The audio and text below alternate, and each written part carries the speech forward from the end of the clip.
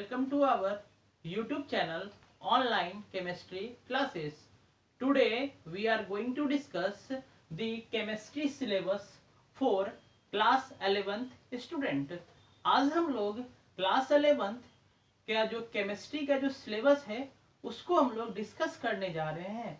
जैसा कि आप लोग देख रहे हैं कि जो यूनिट 1 है, तो यूनिट 1 में आपको पढ़ना है some basic concept of chemistry, और यूनिट 2 में स्ट्रक्चर ऑफ एटम।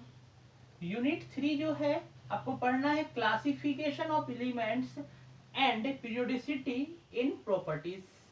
यूनिट 4 है तो इसमें आपको पढ़ना है chemical bonding and molecular structure. और आप देख रहे हैं यूनिट 5 स्टेट्स ऑफ मैटर है, unit 6 thermodynamics, unit 7 equilibrium, unit 8 redox reaction, unit 9 S block element, unit 10 P block element, unit 11 organic chemistry, unit 12 hydrocarbon, और जो आपका लास्ट है यूनिट 13 इन्वायरमेंटल केमिस्ट्री।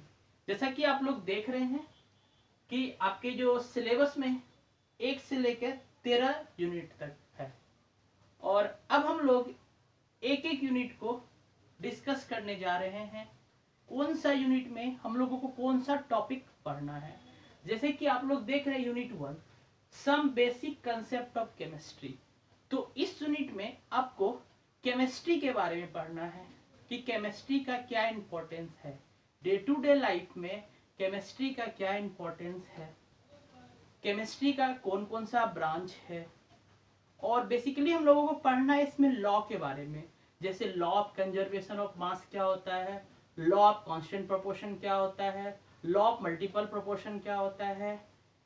और हम लोग इस चैप्टर में सबसे इंपॉर्टेंट चीज जो पढ़ना है वो है मोल कंसेप्ट, और हम लोग इसमें मोल कंसेप्ट के बारे में पढ़े हैं।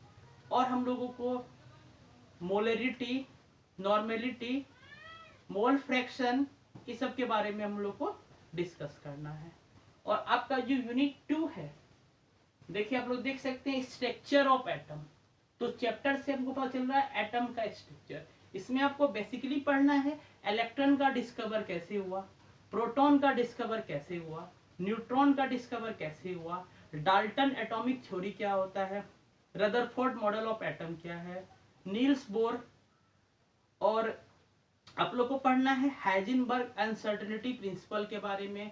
इसमें आपको पढ़ना डी ब्रोगली इक्वेशन क्या होता है।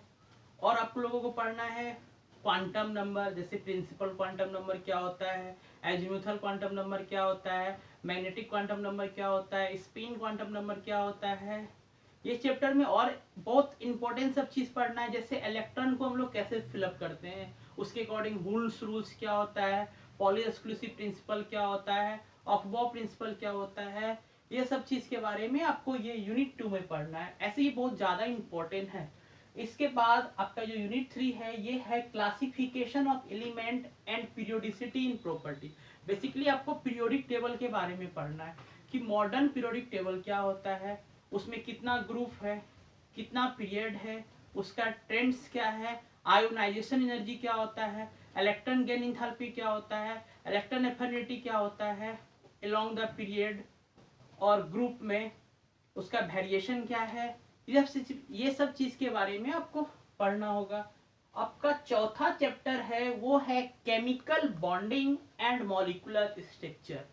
तो मॉलिक्यूलर स्ट्रक्चर का मतलब मॉलिक्यूल का स्ट्रक्चर हमको जानना होगा, और केमिकल बॉन्ड क्या होता है, टाइप ऑफ केमिकल बॉन्डिंग, जैसे आयोनिक बॉन्ड क्या होता है, कोवेलेंट बॉन्ड क्या होता है, कोऑर्डिनेट बॉन्ड क्या होता है। इसमें हम लोग पढ़ेंगे ऑक्टेट रूल क्या होता है, लिमिटेशन ऑफ ऑक्टेट रूल क्या है, और फॉर्मल चार्ज वो बहुत इंपॉर्टेंट है कि हम लोग फॉर्मल चार्ज कैसे निकालते हैं किसी भी मॉलिक्यूल्स में। एक एक एटम का फॉर्मल चार्ज हम लोग किस तरह से निकालेंगे। उसके बाद जो है आपको पढ़ना है चैप्टर में, जैसे valence bond theory, VSEPR, valence shell electron pair repulsion theory. उसके बाद आपको पढ़ना है MOT मॉलिक्यूलर ऑर्बिटल थ्योरी। और ये चैप्टर में कुछ आप बॉन्ड के बारे में, जैसे हाइड्रोजन बॉन्डिंग क्या होता है, इंट्रामोलिकुलर हाइड्रोजन बॉन्डिंग क्या होता है, इंटरमोलिकुलर हाइड्रोजन बॉन्डिंग क्या होता है। सबसे इंपॉर्टेंट जो है इस चैप्टर में जो पढ़ना है आपको मॉलिक्यूल का स्ट्रक्चर, इसका शेप क्या होता है, ज्योमेट्री क्या होता है, हाइब्रिडाइजेशन क्या होता है, ये सब चीज आप केमिकल बॉन्ड में, केमिकल बॉन्डिंग चैप्टर में आपको पढ़ना है। इसके बाद जो नेक्स्ट है यूनिट 5, ये है स्टेट ऑफ मैटर। मैटर का कौन कौन सा स्टेट होता है, इसमें आप पढ़िएगा चार्ल्स लॉ क्या होता है, बॉयल्स लॉ क्या होता है, यह सब के बारे में आपको डिस्कस करना होगा। उसके बाद जो आपका जो टॉपिक है वो है थर्मोडायनेमिक्स। थर्मोडायनेमिक्स में आपको पढ़ना होगा सिस्टम के बारे में, सिस्टम क्या होता है, सराउंडिंग क्या होता है। इसके बाद जो आपका इक्विलिब्रियम चैप्टर है, फिर आपका नेक्स्ट जो है रेडॉक्स रिएक्शन। रेडॉक्स रिएक्शन तो आप क्लास 10th में पढ़े होंगे, क्या होता है रेडॉक्स रिएक्शन, ऐसा रिएक्शन जिसमें क्या हो, ऑक्सीडेशन भी हो और रिडक्शन भी हो, उसको हम लोग क्या बोलते हैं, रेडॉक्स रिएक्शन कहते हैं। इसमें आपको बेसिकली कोई भी कंपाउंड में किसी भी एटम का ऑक्सीडेशन नंबर निकालना होता है, और आपको इसमें थोड़ा सा बैलेंसिंग करने सीखना होगा कि एसिडिक मीडियम में हम लोग कैसे बैलेंस करेंगे, बेसिक मीडियम में हम लोग कैसे बैलेंस करेंगे। इसके बाद जो टॉपिक है आपका एस ब्लॉक एलिमेंट है। तो एस ब्लॉक एलिमेंट तो आपको पता है कि ग्रुप 1 और ग्रुप 2 को क्या बोलते हैं, एस ब्लॉक कहते हैं। ग्रुप 1 और ग्रुप 2, और ग्रुप 1 को हम लोग बोलते हैं अल्कली मेटल और ग्रुप 2 को हम लोग बोलते हैं अल्कलाइन अर्थ मेटल। ये सब चीज को आपको एस ब्लॉक में पढ़ना हो। पी ब्लॉक तो आपको पता है, ग्रुप 13 से लेके ग्रुप 18 तक के एलिमेंट को क्या कहते हैं, पी ब्लॉक एलिमेंट। लेकिन आपको क्लास 11 में सिर्फ ग्रुप 13 और ग्रुप 14 पढ़ना है। पी ब्लॉक में आपको सिर्फ ग्रुप 13 और ग्रुप 14 के बारे में पढ़ना है। उसके बाद जो है आपका जो है यूनिट 11 ऑर्गेनिक केमिस्ट्री है। तो ऑर्गेनिक केमिस्ट्री में इसमें भी बहुत लार्ज ब्रांच है। जैसे आपको सबसे पहले जो ऑर्गेनिक केमिस्ट्री में पढ़ना होगा वो नोमेनक्लेचर, दूसरा टॉपिक आपका होगा आइसोमेरिज्म, तीसरा टॉपिक है आपका रिएक्शन मैकेनिज्म, उसमें पढ़िएगा इंडक्टिव इफेक्ट क्या होता है, मेसोमेरिक इफेक्ट क्या होता है, माइनस आई इफेक्ट क्या होता है, प्लस आई इफेक्ट क्या होता है, कार्बोकेटाइन का कैसे फॉर्मेशन होगा, कार्बोएनाइन का फॉर्मेशन कैसे होगा। कुछ कुछ आप रिएक्शन को पढ़िएगा, जैसे उर्ज रिएक्शन क्या होता है, उर्ज फिटिंग रिएक्शन क्या होता है, फ्रीडल क्राफ्ट एसाइलेशन क्या होता है, अल्काइलेशन क्या होता है, सब्स्टिट्यूशन रिएक्शन क्या होता है, ये सब चीज के बारे में आप पढ़िएगा। और इसमें दो पार्ट और आपको ऑर्गेनिक पढ़ना है, क्वांटिटेटिव एनालिसिस और क्वालिटेटिव एनालिसिस। इसके बाद जो आपको हाइड्रोकार्बन, ये इसी से रिलेटेड है। इसमें आपको अल्केन का प्रिपरेशन, प्रॉपर्टीज, यूजेज, अल्केन का, अल्कीन का, अल्काइन का और एरोमेटिक कंपाउंड के बारे में पढ़ना है। और जो लास्ट टॉपिक है ये एनवायरमेंटल केमिस्ट्री है, ये एनवायरमेंट से रिलेटेड है, जो अपने से भी आप लोग पढ़ सकते हैं। तो ये था आपका सिलेबस।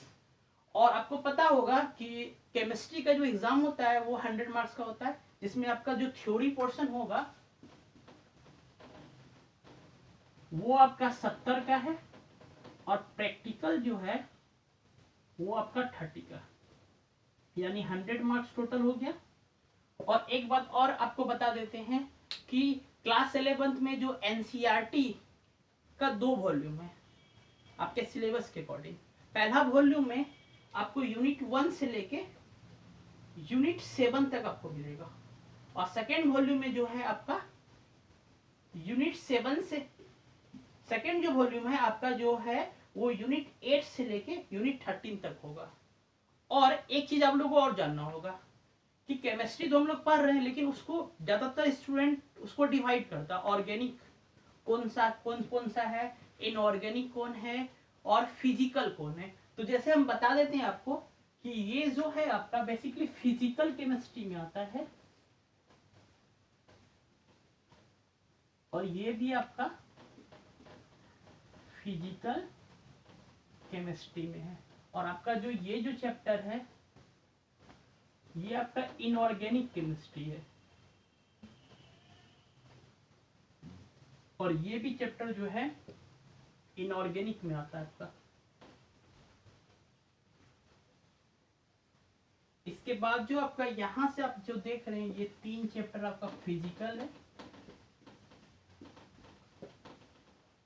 इसके बाद जो है आपका यहां से यानी रेडॉक्स रिएक्शन से लेकर के इस पार्ट तक, पी ब्लॉक तक, ये भी आपका इनऑर्गेनिक। उसके बाद आपका ये सारा जो है आपका ऑर्गेनिक केमिस्ट्री है। तो आज तो हम लोग सिलेबस के बारे में डिस्कस किए हैं, तो नेक्स्ट क्लास मतलब अगला लेक्चर में जो हम लोग ऑर्गेनिक केमिस्ट्री स्टार्ट करने जा रहे हैं। तो सबसे पहले हम लोग आप लोग को नोमेनक्लेचर के बारे में बताएंगे। Thank you.